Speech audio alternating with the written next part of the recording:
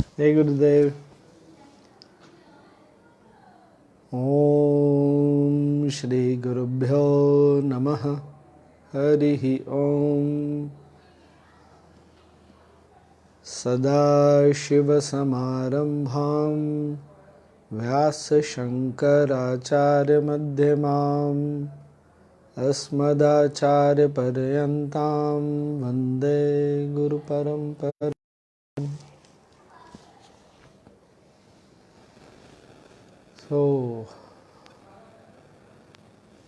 आप सबका आज फिर से एक बार हम सब मिल रहे हैं।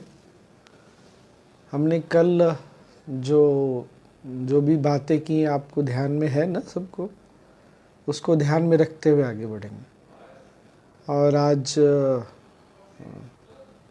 दो तीन और बहुत इंटरेस्टिंग पॉइंट्स को लेंगे। जैसे कल हमने ये बात की थी कि राम जी का दृष्टिकोण बहुत बड़ा था, पर वो अपने ही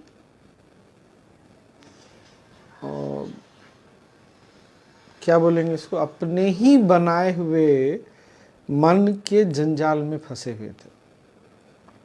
कि हम सबके साथ होता है। हम पहले दिन से इस चीज को देखते आ रहे हैं कि कैसे हर व्यक्ति अपने ही मन के बनाए हुए जाल में खुद फंस करके खुद दुखी, स्वयं ही दुखी हो जाता है। राम जी भी थे।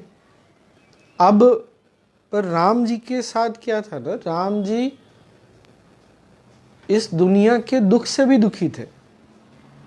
उनको यह भी एक प्रश्न था, ये भी एक, और वो प्रश्न उनका निराशा में बदल चुका था कि क्या इस संसार का कुछ नहीं हो सकता है? जो लोग इतने दुखी हैं उनका कुछ नहीं हो सकता है? वशिष्ठ मुनि ने उनको क्या बोला, हो सकता है, पर वो जो ज्ञान का आधार है, जिस आधार पर तुमको आगे बढ़ना है, वो तुमको मैं बताऊंगा। और फिर हमने क्या बात की कि जितना बड़ा लक्ष्य उतनी बड़ी तपस्या। तपस्या करने के लिए फिर एम्पावरमेंट भी चाहिए। आप राम जी को कैसे वशिष्ठ मुनि ने एम्पावर किया? ज्ञान देकर। और राम जी की तपस्या क्या रही? 14 वर्षों की तपस्या। अब अगर राजा दशरथ को देखें ना, तो राजा दशरथ अपने पुत्र से इतना उनका लगाव था, ऐसा आपने देखा होगा, या तो अपने घर में देखा होगा या आसपास देखा होगा, या तो माँ का या पिता का या माता पिता का या घर में किसी का, घर के बच्चों से बहुत जुड़ाव होता है। ऐसी स्थिति में वो बच्चों को कहीं जाने भी नहीं देना चाहते। कहीं बाहर लंबे समय के लिए कहीं जाएगा तो बार बार बुलाते हैं। कभी कभी बच्चे बहुत होमसिक हो जाते हैं। यहाँ पर क्या था, राजा दशरथ अपने बच्चे से इतना प्रेम करते थे, इतना मोह में पड़े हुए थे कि वो अपने बच्चे को कहीं जाने नहीं देना चाहते थे। और इस बात को माता कैकेयी ने समझा, और ये मेरी अपनी अध्ययन, मेरी अपनी स्टडी और अपनी अंडरस्टैंडिंग पर है। अलग अलग लोगों का अलग अलग मत हो सकता है भी। इस बात को माता कैकेयी ने समझ लिया कि राम अगर राजा दशरथ के इस मोह से नहीं बाहर निकले तो वो कभी भी अपने जीवन के बड़े उद्देश्य को पा नहीं सकते, पूरा नहीं कर सकेंगे। इसलिए माता कैकेयी ने अपने ऊपर दोष ले करके राम जी को 14 वर्ष के तपस्या पर भेजा। और जब भी हम जंगल की बात करते हैं और शहर, इन दोनों की तुलना में आप देखेंगे, जो नगर होते हैं, जो शहर होते हैं ना, बहुत ऑर्गेनाइज होते हैं। वहाँ सारी चीज़ें सिस्टम में भले न चलती हूँ, पर सिस्टम होता है। जंगल में कोई सिस्टम नहीं होता, कोई भी चीज़ ऑर्गेनाइज नहीं होती। वहां पर सरवाइव करना पड़ता है। ये बात समझ रहे मैं क्या बोल रहा हूं? राम जी इतने सुख में, इतनी सुविधाओं में जी रहे थे कि अगर यह जारी रह जाता, अगर ये कंटिन्यू रह जाता, तो राम जी को जो सर्वाइवल है ना, वो पता नहीं चलती कि सर्वाइव कैसे करते हैं। संघर्ष क्या होता है ये कभी पता नहीं चलता। आम जीवन में तपस्या क्या होती है पता नहीं चलती। जब राम जी, सीता जी, लक्ष्मण तीनों जाने के लिए तैयार हो गए, राम जी माता कौशल्या से आशीर्वाद लेने जाते हैं। कभी आप रामायण पढ़ेंगे, पता माता कौशल्या ने उस समय आशीर्वाद देते हुए राम को क्या बोला? बोला, राम, मैं बड़ी रानी होने के नाते अभी इसी पल राजा दशरथ के इस डिसीजन को पलट सकती हूँ। I can overturn the whole thing, I can overrule the whole decision. ये बहुत रिमार्केबल चीज है। परंतु मुझे कैकेयी पर, माता कैकेयी पर पूरा विश्वास है। उन्होंने कुछ सोचा है, मुझे ये तो नहीं समझ में आ रहा कि उन्होंने तुम्हारे लिए क्या सोचा है, लेकिन मैं ये पक्का है, मेरा भाव ऐसा है कि उसने तुम्हारे लिए कुछ सोचा है। भले मैं नहीं समझ पा रही, इसलिए मैं तुमको जाने से नहीं रोकूंगी। आप कल्पना करके देखिए, न बेटा आ सकता है मिलने के लिए, तीनों में से कोई भी न वो जा सकती है मिलने के लिए। इस तरह की स्थिरता जीवन में एक माँ से कोई, जनरली माताओं से ना कोई क्या एक्सपेक्टेशन रखता है, क्या उपेक्षा रखता है? भावनात्मक रिस्पॉन्स। आप सोचिए, माता कौशल्या ने कितनी प्रौढ़ता, कितनी मैच्योरिटी और कितनी स्थिरता दिखाई है। ये ज्ञान और साधना, इसी दोनों से वो स्थिरता आती है। राम जी ने भी ऐसा बोला है कि माता कैकेयी ने, वो मेरी माँ है, उन्होंने कुछ तो मेरे लिए अच्छा सोचा है, भले ही मैं नहीं समझ पा रहा। जब भी हम बड़े मन के बड़े दृष्टिकोण की बात करते हैं ना, तो हमको इन सारे पहलुओं से देखना चाहिए। ये सही है कि कहानियों में ना थोड़ा मसाला डालना सबको अच्छा लगता है। पहले मैं भी माता कैकेयी को लेके बहुत क्रिटिकल था। जैसे बचपन से कहानियाँ सुनता आया, जो वर्जन मैंने सुने, पर जब मेरी समझ अभी बढ़ी है, जब से मैं वशिष्ठ मुनि के इस ज्ञान पर पूज्य गुरुदेव के साथ चल रहा हूँ, ये बात मैंने खुद से रियलाइज की कि एक दूसरा दृष्टिकोण भी होना चाहिए। अब आप देखें आपको कौन सा दृष्टिकोण सूट करता है, आप उस दृष्टिकोण से आगे बढ़ सकते हैं। तो ये हमको ना ध्यान रखना है। अब कल हमने कहाँ पर समाप्त किया था कि वशिष्ठ मुनि ने कैसे शुरू किया कि राम, भाग्य बोलकर, सबसे पहली बात, भाग्य बोलकर कुछ नहीं होता। दूसरा, ईश्वर की इच्छा बोलकर कुछ नहीं होता। और सबसे इंपॉर्टेंट, सबसे महत्वपूर्ण बात क्या? जो कुछ भी है वो तुम्हारा अपना कर्म है। अब इतनी बड़ी बात बोलने के बाद वशिष्ठ मुनि इसको आगे समझा रहे हैं कि राम, ये संसार जिसको भाग्य बोलता है वो क्या है, या ये संसार या लोग जिसको ईश्वर की इच्छा बोलते हैं वो क्या है? तो बोल रहे हैं कि राम, वर्तमान के कर्म में और पिछले कर्म में, दोनों में ना निरंतर संघर्ष चलता रहता है। और जब पिछला कर्म आज के कर्म से जीत जाता है, तो इसी को बोलते हैं भाग्य, कि हमारे भाग्य में ही लिखा है। या जब पिछला कर्म आज के कर्म पर हावी हो जाता है, तो बोलते हैं क्या? ईश्वर की इच्छा यही है। परंतु ये ईश्वर की इच्छा या भाग्य बोलकर कुछ नहीं होती। ये क्या है? तुम्हारे अपने पिछले कर्मों का आज मिलता हुआ फल। इसलिए बोल रहे हैं ऐसा कुछ नहीं होता कि ऐसा लिखा है तो ऐसा ही होगा। अब यहां पर बहुत मेरे जीवन में जो सबसे बड़ी जो अंडरस्टैंडिंग डेवलप हुई, जो समझ डेवलप हुई, वो ये रही, वशिष्ठ मुनि ने राम जी को बोला है, राम आज के कर्म से तुम पिछले कर्म को काट सकते हो। अच्छा, बहुत ध्यान से सुनिएगा। राम आज के कर्म से तुम पिछले कर्म को काट सकते हो। उन्होंने ये नहीं बोला है कि आज के कर्म से तुम हमेशा पिछले कर्म को काट सकोगे। क्यों नहीं बोला है? जैसा कल और परसों हमने चर्चा की कि मन में हम जब अपने ही मन के जाल में उलझे हुए हैं, हम जब अपने ही पिंजड़े में उलझे हुए हैं, हमारा आज पर जब पूरी तरह से एफर्ट नहीं रहता तो वो पिछले कर्म को कभी भी ओवरकम नहीं कर सकता, बल्कि उल्टा क्या होता है, पिछला कर्म आज के कर्म पर हावी हो जाता है। ये एक प्रोबेबिलिटी, संभावना के रूप में हम सबके पास अवेलेबल है। क्या? आज के कर्म से पिछले कर्म को काटा जा सकता है। पर यह कैसे संभव है? तो वशिष्ठ मुनि ने बहुत बड़ी बात बोली है कि वर्तमान क्षण असंख्य संभावनाओं को लेकर आया है और आता है। The present moment is infinitely more potent.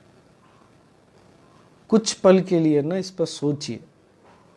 इस पूज्य गुरुदेव श्री श्री रविशंकर जी अक्सर बोलते हैं कि ये वर्तमान क्षण बहुत ही वास्ट है, बहुत बड़ा है और वर्तमान में जीना चाहिए। जब वर्तमान क्षण संभावनाओं, असंख्य संभावनाओं को लेकर आया है, तो वहां यह भी संभावना है कि हम पिछले कर्म को आज के कर्म से काट सकते हैं। उदाहरण के तौर पर, इससे ना कर्म की विशेषता भी आपको समझ में आएगी। मैं अक्सर ये उदाहरण देता हूं। जैसे मान लीजिए आज इस रूम में बेडशीट है, कंबल है, रखे हुए हैं। आज कोई जलती हुई माचिस की तीली अगर इस बेडशीट पे, चादर पर छोड़ दें तो जल जाएगा, जलने लग जाएगा।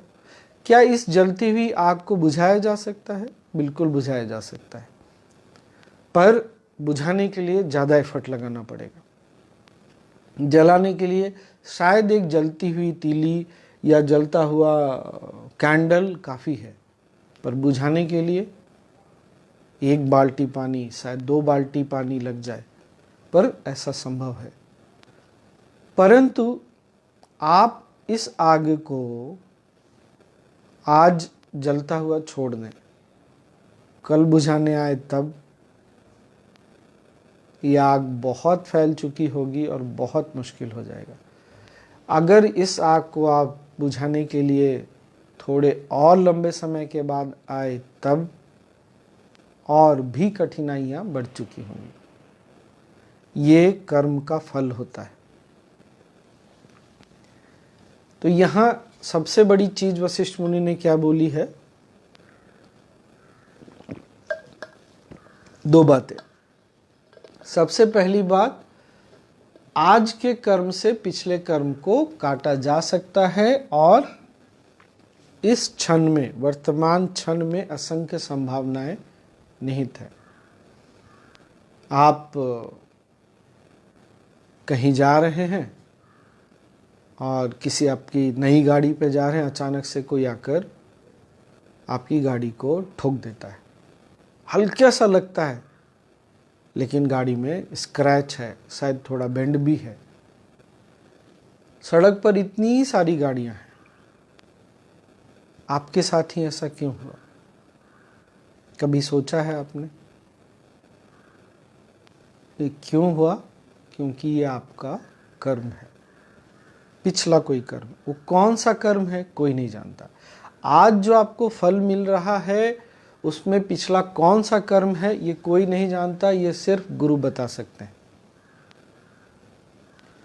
आज जो फल मिल रहा है उसके पीछे कौन सा बीज है ये सिर्फ गुरु बता सकते हैं। बहुत मुझे एग्जैक्टली याद नहीं, बट बहुत समय पहले की बात है, शायद 7-8 वर्ष हो गए, शायद उससे ज़्यादा हो गए, अधिक हो गए, मुझे याद नहीं है। एक बार बेंगलोर आश्रम में मैं था और सत्संग में बैठा। सत्संग में गुरुदेव आए, उनसे किसी ने कुछ प्रश्न पूछा। वो प्रश्न, उस व्यक्ति के पास माइक थी नहीं, तो इसलिए प्रश्न तो नहीं सुन पाया मैं, पर गुरुदेव ने क्या बोला मैं बता रहा हूँ। गुरुदेव ने बोला, सुनो, जब तुम्हारे कर्म बुरे होते हैं तो अच्छे लोग भी तुम्हारे साथ बुरा व्यवहार करते हैं। इसको ना बहुत ध्यान से इसको सोचिएगा। क्या बोला गुरुदेव ने? जब तुम्हारा कर्म, या कभी कभी गुरुदेव ऐसा बोलते हैं कि जब तुम्हारा समय खराब होता है तो अच्छे लोग, अपने लोग भी पलट जाते हैं। मैंने सुना, मेरे लिए जीवन की ना बहुत बड़ी ज्ञान की सूत्र रही है। मैंने कब इसको पहली बार अपने जीवन में अनुभव किया है, जिया है, कॉन्शियसली, सचेत, चेतनापूर्वक, वो मैं घटना बताता हूँ और आपको समझ में आएगा। ये घटना उसके कुछ समय बाद की बात है।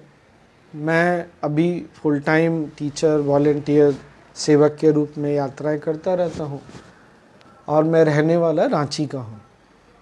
मुझे अगर ठीक याद है तो मैं शायद 4-5 महीने के बाद रांची पहुँचा हूँगा।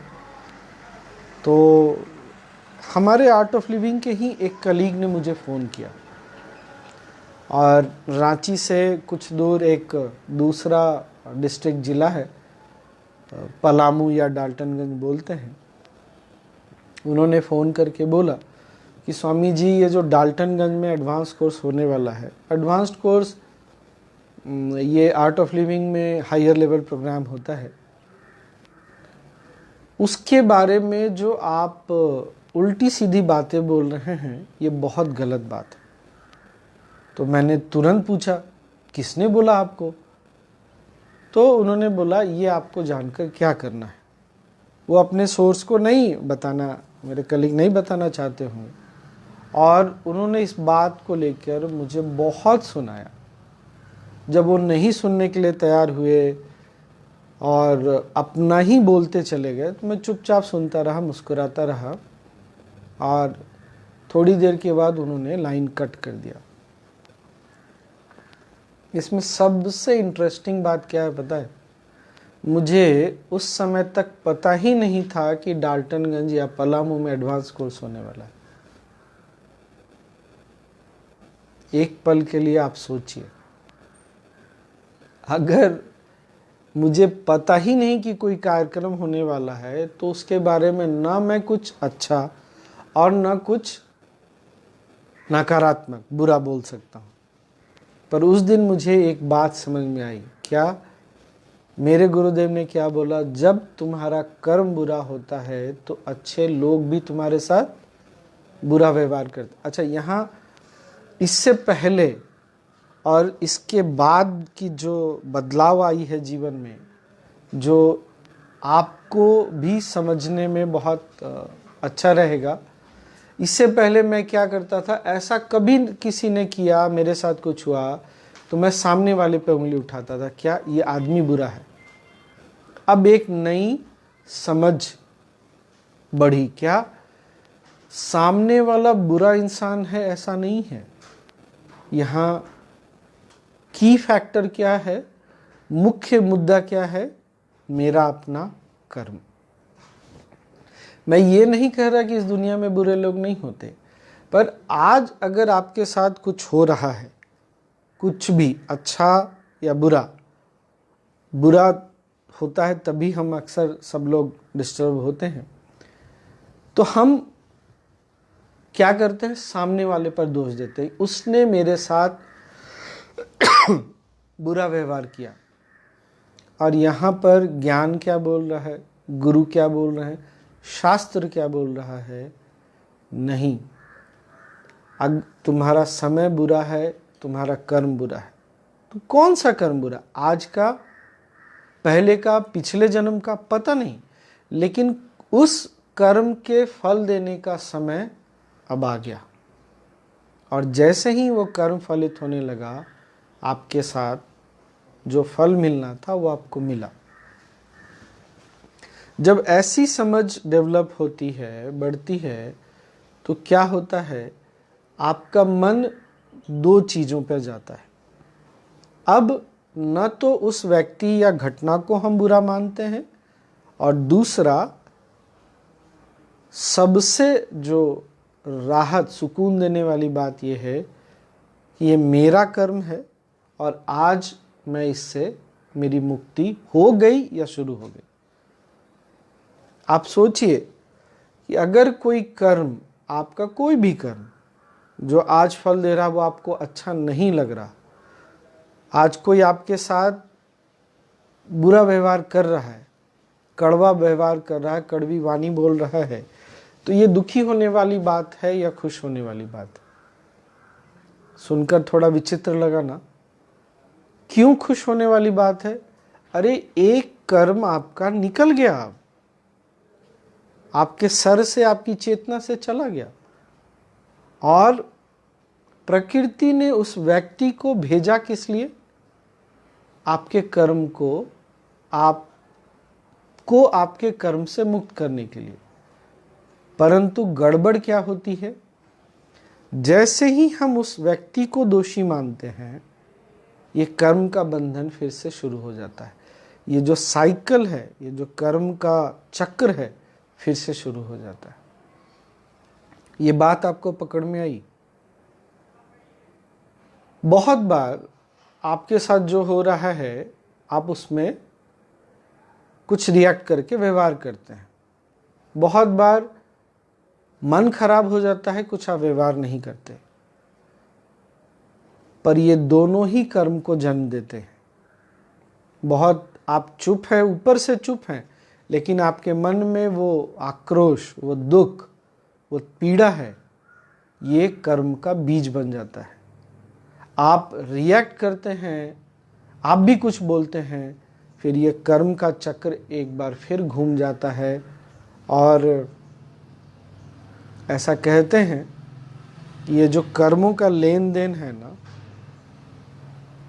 ये जितनी बार आता है, आज किसी ने आपके साथ कुछ किया, आपने रिएक्ट किया, या आपके मन में रिएक्शन हुआ, आप आज नहीं तो कल जरूर कुछ न कुछ नए कर्म को करेंगे।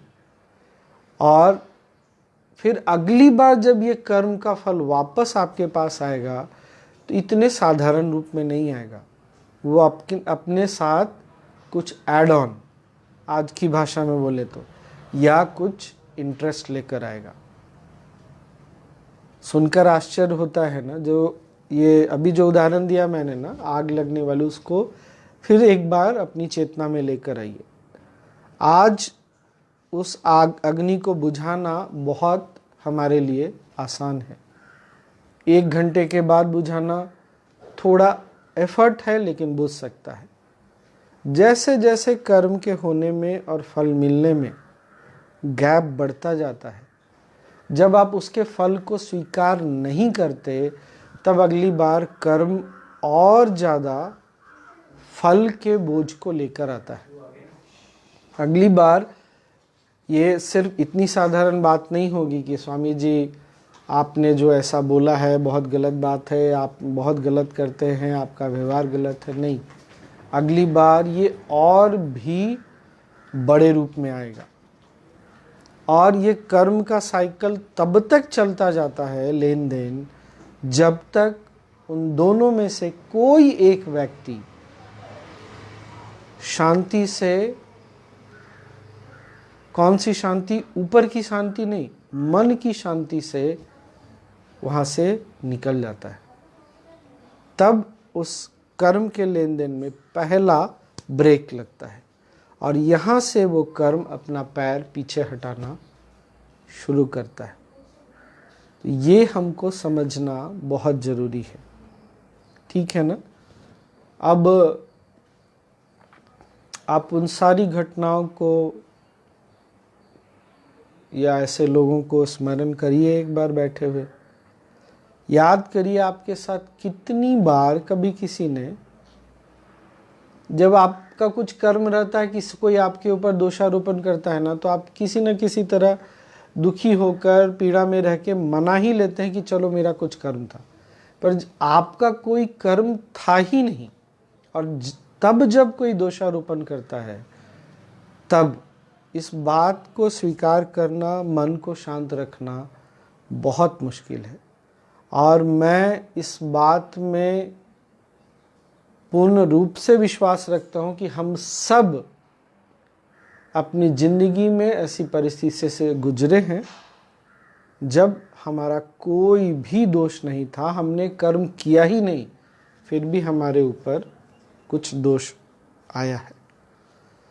अब आपके ऊपर कोई दोषारोपण करके अगर आपके कर्म के बोझ से आपको मुक्ति दिला रहा है, तो क्या आपको उनको थैंक यू नहीं बोलना चाहिए? क्या आपको प्रकृति को, अगर आप ईश्वर में विश्वास करते हैं तब, या गुरु पर विश्वास करते हैं, क्या आइदर ऑफ द थ्री, तीनों में से किसी एक को या तीनों को आपको धन्यवाद नहीं देना चाहिए कि आज तुम्हारी इतनी कृपा हुई कि मेरे कर्म के बोझ से तुमने मुझे मुक्ति दिलाई? आपको ये बात समझ में आ रही है कि ज्ञान कैसे एक नया पर्सपेक्टिव, नया दृष्टिकोण जीवन में लेके आता है, कैसे आदमी के अंदर एक नई चेतना खिलती है। जब मेरे अंदर ये समझ बढ़ी, मैंने उन सबको थैंक यू बोला जिन्होंने कभी भी, जिनके किसी भी बात से, व्यवहार से, वाणी से या किसी बात से मुझे दुख हुई हो, मैंने अपने गुरु को, ईश्वर को, प्रकृति को याद करके, स्मरण करके ये बोला कि तुमने इतनी बड़ी कृपा की, तुमने मेरे बोझ को हल्का किया, पर अपनी अज्ञानता में मैं इस बात को नहीं समझ पाया। आज जब मैं इस बात को समझता हूँ, आपको भी धन्यवाद और आपके द्वारा भेजे गए उस व्यक्ति को भी धन्यवाद कि उसने इतने बड़े बोझ को अपने ऊपर लेकर मुझे मेरे कर्म से मुक्त किया। यह ज्ञान जीवन में ना ऐसा परिवर्तन लेकर आता है। जीवन, मन कितना हल्का हुआ, यह आप अब चाहे तो आज आप कर सकते हैं। आज रात को सोने के पहले या आज शाम को 7:30 बजे पूज्य गुरुदेव के साथ ध्यान है। ध्यान के पहले या ध्यान के बाद जब मन बिल्कुल शांत हो, या ध्यान के पहले 5 मिनट पहले बैठिए और उन ऐसी सारी घटनाओं को, हर व्यक्ति को, जो भी आपके स्मृति में आते हो, उन सबको धन्यवाद दीजिए और आशीर्वाद दीजिए। और नेक्स्ट स्टेप क्या, कभी न कभी ये हमसे भी हुआ है, हम सब ने भी ये रोल ज़रूर प्ले किया है। जब हमने किसी पर उंगली उठाई होगी, किसी को कुछ दोषारोपण किया होगा, आज ईश्वर से, प्रकृति से, अपने गुरु से अपने लिए भी आशीर्वाद मांगे, क्योंकि अनजाने में कहीं हमने अगर कर्म बनाया है तो मुझे इससे मुक्त करिए।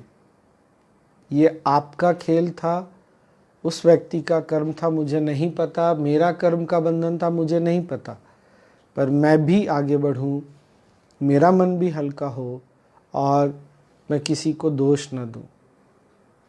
और अपने लिए आशीर्वाद मांगिए, सामने वाले के लिए आशीर्वाद मांगिए, सामने वाले के लिए प्रार्थना करिए। आप देखेंगे आपके जीवन में एक बहुत बड़ा परिवर्तन आएगा। मन में, चेतना में, अपने अंदर एक हल्कापन का आपको आभास होगा। और ये जो हल्कापन है, इसी के साथ जीना हर ज्ञान का उद्देश्य होता है। तो आज के लिए हम इतना रखते हैं। अब कुछ प्रश्न उत्तर देख लेते हैं।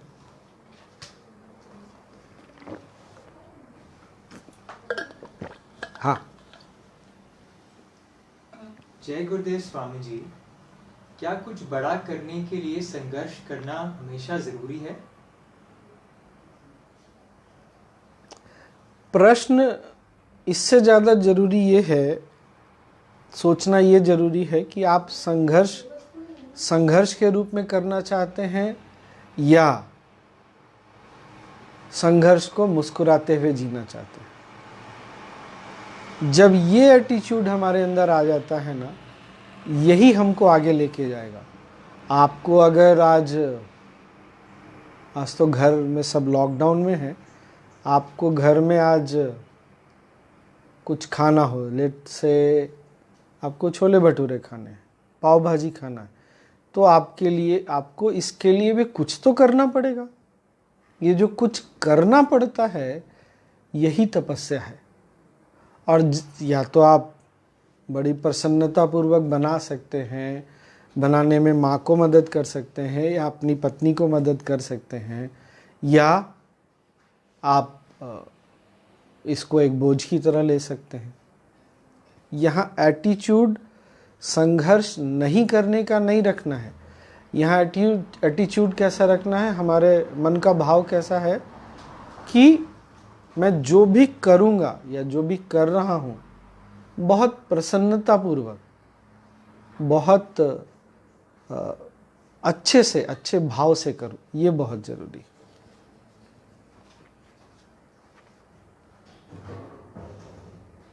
स्वामी जी, आपने कहा कि आज के कर्म से पिछले कर्म को काट सकते हैं और इसकी एक प्रोबेबिलिटी है, पॉसिबिलिटी है। कितनी है ये प्रोबेबिलिटी? ये पूरी प्रोबेबिलिटी 100 आउट ऑफ 100। पर ध्यान रहे, जब हम पूर्ण रूप से आज इस पल में जीते हैं, अपना पूरा एफर्ट लगा सकते हैं, तभी ये संभावना हमारे लिए उपलब्ध है।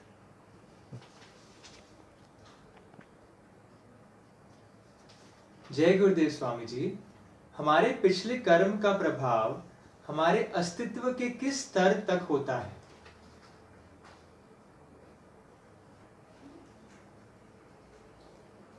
सातों स्तर पर। बहुत सिंपल। हाँ, अगर कभी आप साइंस को भी आज डिटेल में पढ़ेंगे ना, जैसे एक उदाहरण के तौर पे दे रहा हूँ, बीमारी। ये हमारे शास्त्रों में भी लिखा है और आज विज्ञान भी बोलता है, बीमारी शरीर में आना ये लास्ट स्टेज है। ये पहले सूक्ष्म रूप से हमारी जो सूक्ष्म शरीर है उसमें आती है। ये बहुत ध्यान रखने वाली बात।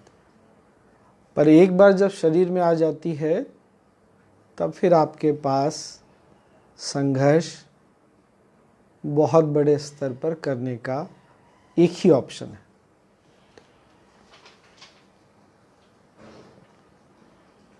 Luck is just a cumulative result of our karma over lifetimes and not an external factor. Is this thinking right? जैसा वशिष्ठ मुनि ने बोला, लक या भाग्य क्या है? तुम्हारे अपने पिछले कर्मों का आज मिलता हुआ फल। सिंपल सी बात, बहुत साधारण सी परिभाषा है। क्यूमुलेटिव है या सिंगल है, जो भी है, पर पिछले कर्मों के आज मिलते हुए फल को भाग्य बोलते हैं। ठीक है ना? हाँ। Swami ji, how to keep studying in this time and remain productive in the sense of education?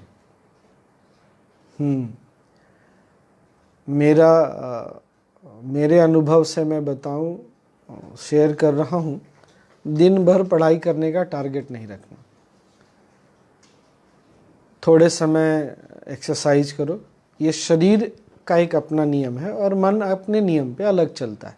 शरीर का नियम क्या है? शरीर जब काम करता है, एक्टिव रहता है, तो ये हेल्दी रहता है। और मन किस नियम पे चलता है? मन जितना रिलैक्स्ड रहेगा उतना ही ज़्यादा प्रोडक्टिव होता है। अब अगर तुम कंटिन्यूसली पढ़ाई कर रहे हो तो mind is not at all relaxed. it is engaged in the activity for such a long time, it starts to get tired and exhausted. So how to keep this balance? First, do some exercises, some pranayama, some exercises, asana in the morning also, and some in the evening also. So this will keep the body charged up. Prana will keep the energy level high, and then you study. और बीच बीच में break लेके कुछ खाते रहना, breakfast, lunch, dinner. अगर तुम्हारी पढ़ाई करने की एज है और बहुत पढ़ाई करते हो तो बीच बीच में स्नैक्स भी तुम ले सकते हो. Liquid consumption, not only water but juices या मिल्क, दूध बहुत हेल्प करेगा. हाँ, ठीक है. स्वामी जी, आपने बताया that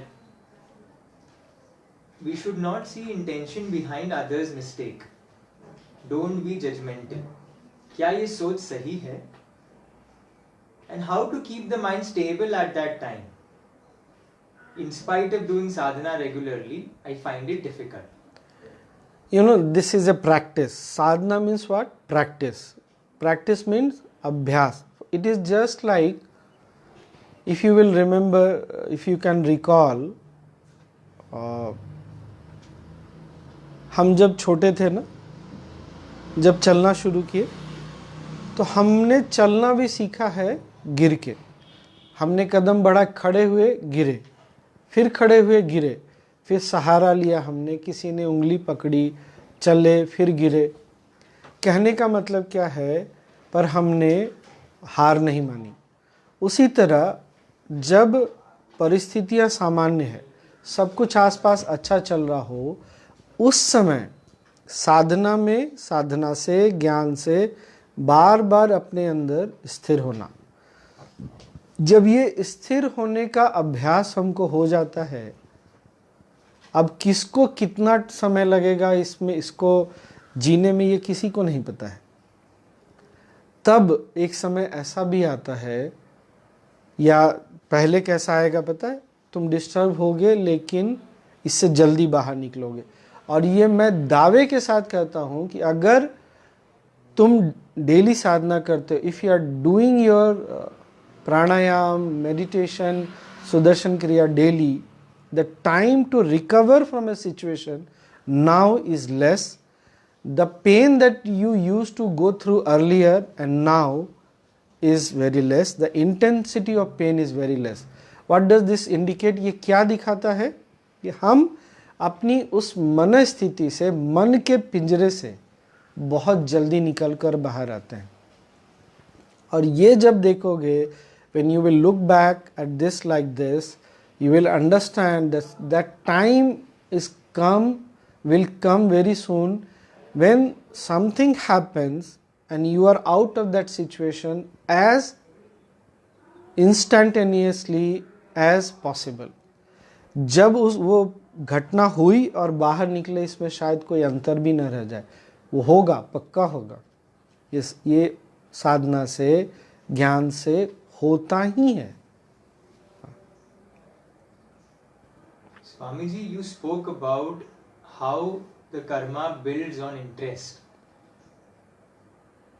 So, गुरु के बिना क्या हम पास्ट कर्म को नहीं पार कर सकते? What role does the blessing and grace play?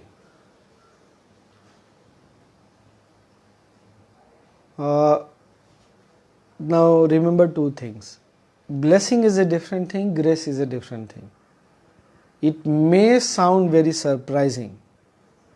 Grace is 24 hours, 24/7, 365 days. Blessing is, it is like, I can give you an example like this. The air is always there, but when you are feeling extremely hot, what do we do? What do? You switch on the fan and sit under the fan. You switch on the AC and relax. This is what blessing is. And that air which is always there is the grace. You have to be very clear. and blessing is asked for a particular situation. You are going through a tough time, you can definitely ask for blessing. This is your karma also.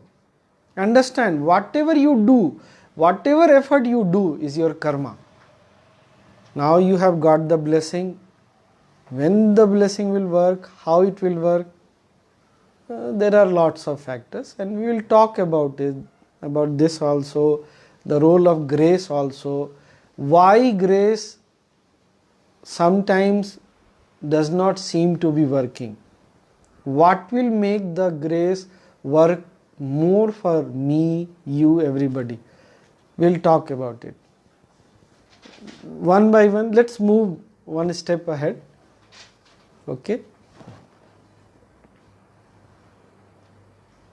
क्या गुरु के बिना हम पिछले कर्म से नहीं जीत सकते?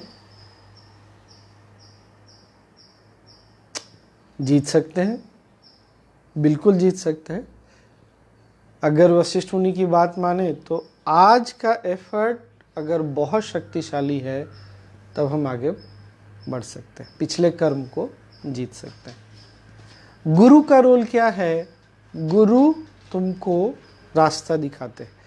इस जर्नी को, ये जो संघर्ष है, जो तपस्या है, वो कितनी कैसे बोलेंगे इसको, कितनी सुंदर हो जाए, कितनी सुगम हो जाए, गुरु का रोल उसमें है। संघर्ष तो है, राम जी को भी संघर्ष करना है, तपस्या करना है, पर वो संघर्ष ना लगे, वो संघर्ष मुस्कुराते हुए हो जाए, संघर्ष ही ना रह जाए, फिर ये गुरु के होने से होता है। Swami ji, in this difficult time, how to increase our energy levels? Keep yourself engaged in creative work. That creativity will give you another kick of energy. First thing, be engaged in productive something. Don't engage yourself too much into Facebook, too much into Twitter or social networking, because this will create even more pressure on you.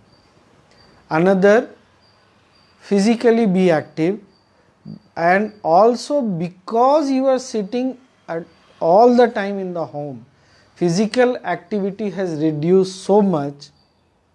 Take care of your food also. If possible, reduce your food intake also. Consume more liquid, because you don't have much physical activity. And then obviously meditation will help you. Meditation is the ultimate thing. Okay? क्रिया सूक्ष्म शरीर के बारे में बताएं। कृपा सूक्ष्म शरीर के बारे में बताएं। हमारे अस्तित्व के 7 स्तर है, जैसा पूज्य गुरुदेव श्री रविशंकर जी ने बताया है, और आपको भी ये बिल्कुल सही लगेगा, साइंटिफिक है, वैज्ञानिक है। सबसे पहला क्या? शरीर, उसके बाद सांस, श्वास, तीसरा मन, फिर बुद्धि, फिर स्मृति, फिर अहम और चेतना। तो शरीर स्थूल हो गया, श्वास स्थूल और सूक्ष्म दोनों, और दोनों के बीच की कड़ी, बाकी जो 5 हैं, मन, बुद्धि, स्मृति, अहम और चेतना, ये हमारे सूक्ष्म शरीर का अंग हो गए। यही हमारे सूक्ष्म शरीर बनाते हैं। अब इन सब की अपनी अपनी विशेषता है और सबका अपना अपना एक विशिष्ट रोल है। बुद्धि का अपना रोल है, पर बुद्धि बहुत ज़्यादा काम करे तो थका देती है। स्मृति का अपना रोल है। अगर कोई पूछे मेरा नाम क्या है तो मैं कैसे बताऊंगा? अपनी स्मृति से बताऊंगा। कोई बोलेगा अभी दिन नहीं रात हो गया, तो क्या मैं मान लूँगा? नहीं, मैं बोलूँगा अभी दिन है। कैसे पता मुझे? इंद्रियों से और बुद्धि से। कोई पूछेगा कि तुमने आज दोपहर को क्या खाया, तो स्मृति आती है। तो हर स्तर का सूक्ष्म शरीर का एक अपना विशिष्ट क्या बोलेंगे योगदान है, एक रोल है, पर उसको उतने तक सीमित रखना बहुत आवश्यक है। हम क्या करते हैं ना, you might have heard this term, शायद तुमने सुना होगा, you are thinking too much, you are being too much judgemental. What is this indicates? ये क्या बताता है? हम अपनी फैकल्टीज का, सूक्ष्म शरीर का बहुत ज़्यादा उपयोग कर रहे हैं। आप बहुत ज़्यादा टीवी देखते हैं, बहुत ज़्यादा मतलब एक बार में अगर आप आधे घंटे से अधिक टीवी देखते हैं तो आप बहुत ज़्यादा देख रहे हैं। आप एक आधे घंटे से अधिक स्क्रीन पर बैठे हैं तो वो ज़्यादा है। आप सोचिए, कई कई लोग तो 4-4, 5-5 घंटे बैठते हैं, बहुत ज़्यादा है। ये आपकी इंद्रियों को बहुत ज़्यादा थकाता है, इंद्रियों को थकाता है, बुद्धि को थकाता है। स्मृति में, मेमोरी में क्या डेटा है? सिंपल, अगर आज के टर्म में देखें तो मेमोरी क्या है? चिप। मेमोरी चिप बोलते हैं ना, फ़ोन में मेमोरी चिप लगा दिया, और आप मेमोरी में, चित्त में, स्मृति में कंटिन्यूअसली ऐसी डेटा फीड कर रहे हैं जो सारा खिचड़ी बनाएगा, तो कल परेशानी तो होगी ही होगी। ठीक है ना? सो लास्ट क्वेश्चन है Swamiji, how not to get into negative thoughts when we realize that our karmas were wrong and that is why adverse situation is happening in the present moment? सबसे पहले इस बात को जैसे ही हमने realise किया, the moment you realise that this is because of my past karma, second step is what? It has already gone, it has started to leave you, you should be happy, and this will bring a positivity. And the most important part, what Vasishtha Muni is saying, by the present effort you can overcome your past. How will you make the present effort potent and effective? By being in the present, not worrying about what I did, why this happened to me, ऐसा मैंने क्या किया था जो आज मेरे साथ ऐसा हुआ। ठीक है ना? आज हमने क्या पूरी बातचीत की, आज का पूरा हमारा, इसको कैसे समराइज करें? सबसे पहली बात, संघर्ष क्या संघर्ष के रूप में करना है या मुस्कुराते हुए तपस्या करनी है? ये किसका चॉइस है? ये हर व्यक्ति का अपना व्यक्तिगत निर्णय है। दूसरा, आज के कर्म में और पिछले कर्म में निरंतर संघर्ष चलता रहता है। जो शक्तिशाली होगा और वो जीतेगा। तो क्या आप आज के कर्म में अपना ध्यान, अपनी एनर्जी लगाने के लिए तैयार हैं? तीसरा, भाग्य क्या है? पिछले कर्मों का आज मिलता हुआ फल। ईश्वर की इच्छा क्या है? पिछले कर्मों का आज मिलता हुआ फल। और अगर आपके साथ कोई गलत, बुरा व्यवहार कर रहा है तो उसको दोष मत दीजिए, इस बात के लिए खुश हो जाइए। और आज आपको सोने के पहले या 7:30 बजे के ध्यान के पहले या ठीक बाद, जिनमें भी श्रद्धा है आपको, उसको, उनको स्मरण करके, उन सारी घटनाओं को, उन सारे लोगों को स्मरण करके सबको आज थैंक यू बोलिए, उनके लिए आशीर्वाद मांगिए, वो आगे बढ़ें, इस बात के लिए प्रार्थना करिए, और साथ में अपनी गलतियों के लिए भी क्षमा मांग लीजिए और आगे बढ़ते रहिए। ठीक है? कल फिर शाम को 4:30 बजे मिलते हैं। जय गुरुदेव।